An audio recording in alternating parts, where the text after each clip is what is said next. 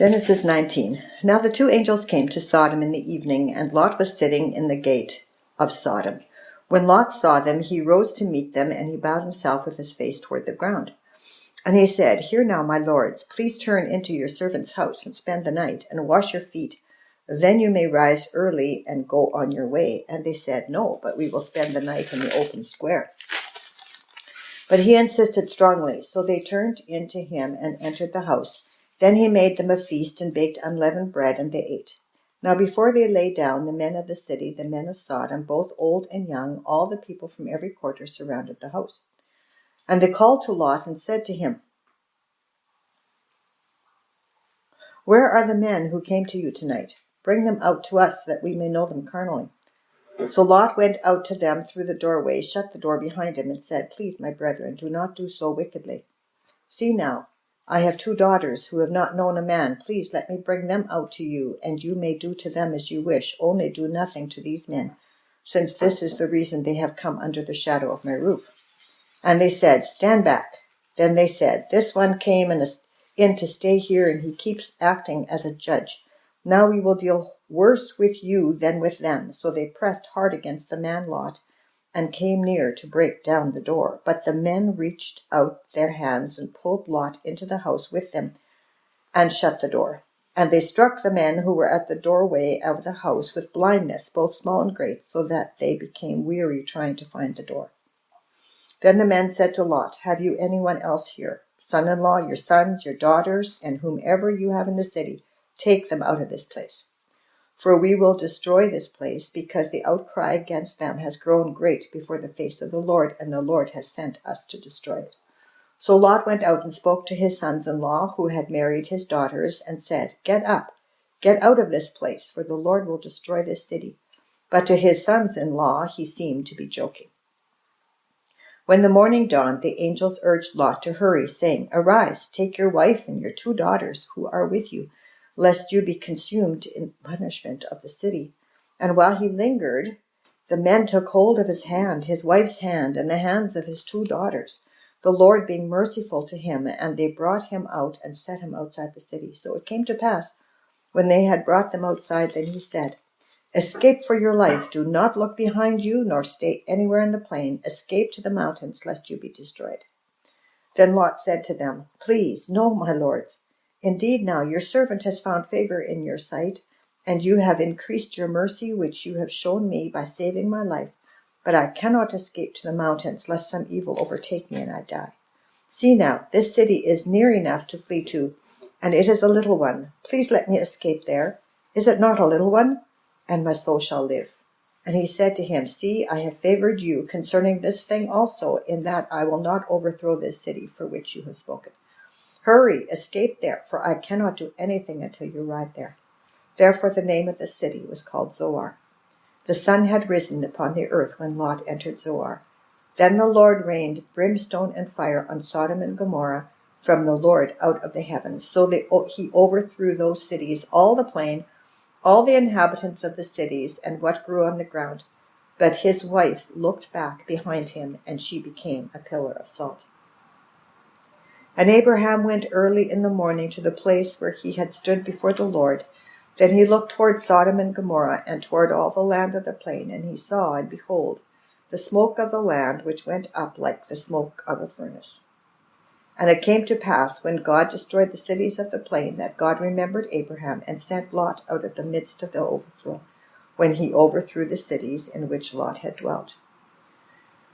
Then Lot went up out of Zoar, and dwelt in the mountains, and his 2 daughters were with him, for he was afraid to dwell in Zoar, and he and his 2 daughters dwelt in a cave. Now the firstborn said to the younger, Our father is old, and there is no man on the earth to come in to us, as is the custom of all the earth. Come, let us make our father drink wine, and we will lie with him, that we may preserve the lineage of our father. So they made their father drink wine that night, and the firstborn went in and lay with her father, and he did not know when she lay down or when she arose. It happened on the next day that the firstborn said to the younger, Indeed, I lay with my father last night. Let us make him drink wine again also when you go in and lie with him, that we may preserve the lineage of our father. Then they made their father drink wine that night also, and the younger arose and lay with him, and he did not know when she lay down or when she arose. Thus both the daughters of Lot were with child by their father. The firstborn bore a son and called his name Moab. He is the father of the Moabites to this day. And the younger, she also bore a son and called his name Ben-Ammi. He is the father of the people of Ammon to this day. 20. And Abraham journeyed from there to the south and dwelt between Kadesh and Shur and stayed at Gerar.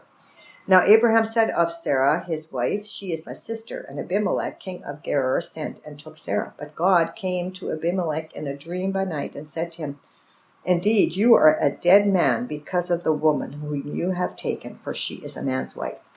But Abimelech had not come near her, and he said, Lord, will you slay a righteous nation also? Did he not say to me, she is my sister? And even she herself said, he is my brother. In the integrity of my heart and innocence of my hands I have done this. And God said to him in a dream, Yes, I know that you did this in the integrity of your heart, for I also withheld you from sinning against me. Therefore I did not let you touch her. Now therefore restore the man's wife, for he is a prophet, and he will pray for you, and you shall live. But if you do not restore her, know that you shall surely die, and all who are yours. So Abimelech rose early in the morning, called all his servants, and told all these things in their hearing, and the men were very much afraid. And Abimelech called Abraham and said to him, What have you done to us?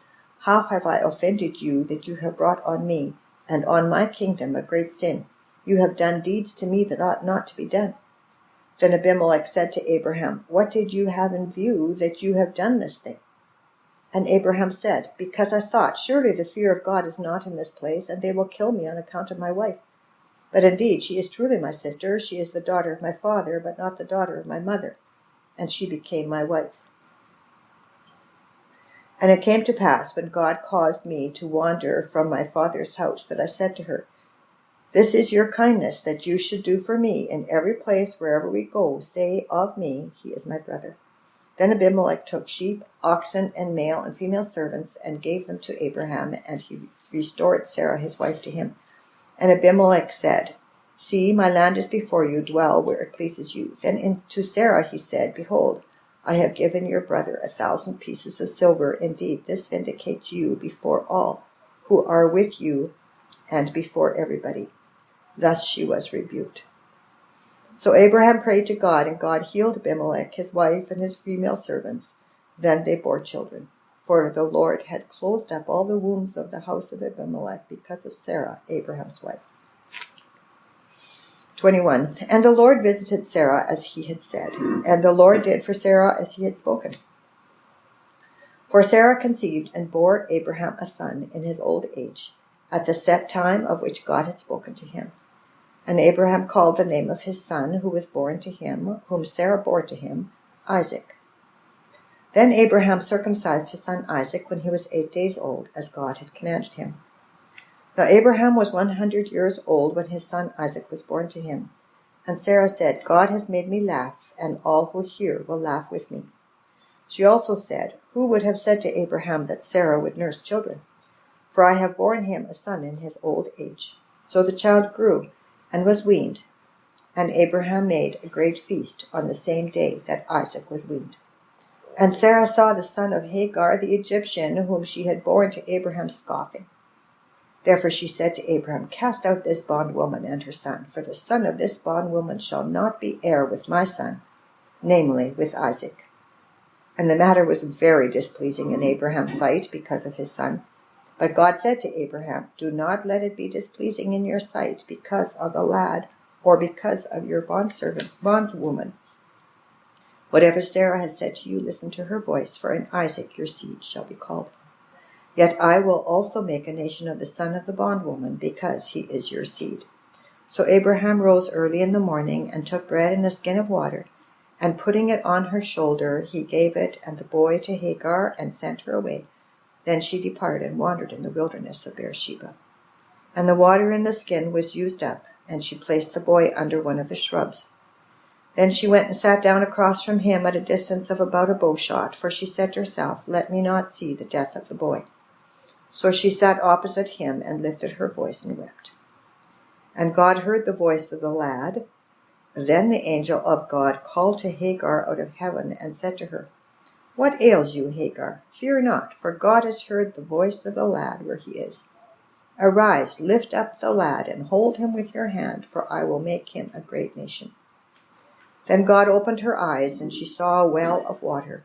And she went and lifted the skin with water and gave the lad a drink. So God was with the lad, and he grew and dwelt in the wilderness and became an archer. He dwelt in the wilderness of Paran, and his mother took a wife for him from the land of Egypt. And it came to pass at that time that Abimelech and Phicol, the commander of his army, spoke to Abraham, saying, God is with you in all that you do. Now therefore swear to me by God that you will not deal falsely with me, with my offspring, or with my posterity, but that according to the kindness that I have done to you, you will do to me and to the land in which you have dwelt. And Abraham said, I will swear. Then Abraham rebuked Abimelech because of a well of water which Abimelech's servants had seized. And Abimelech said, I do not know who has done this thing. You did not tell me, nor had I heard of it until today. So Abraham took sheep and oxen and gave them to Abimelech, and the two of them made a covenant. And Abraham set 7 ewe lambs of the flock by themselves. Then Abimelech asked Abraham, What is the meaning of these 7 ewe lambs which you have set by themselves? And he said, You will take these 7 ewe lambs from my hand, that they may be a witness that I have dug this well. Therefore he called that place Beersheba, because the two of them swore an oath there. Thus they made a covenant at Beersheba. So Abimelech rose with Phicol, the commander of his army, and they returned to the land of the Philistines. Then Abraham planted a tamarack tree in Beersheba, and there called on the name of the Lord, the everlasting God. And Abraham stayed in the land of the Philistines many days.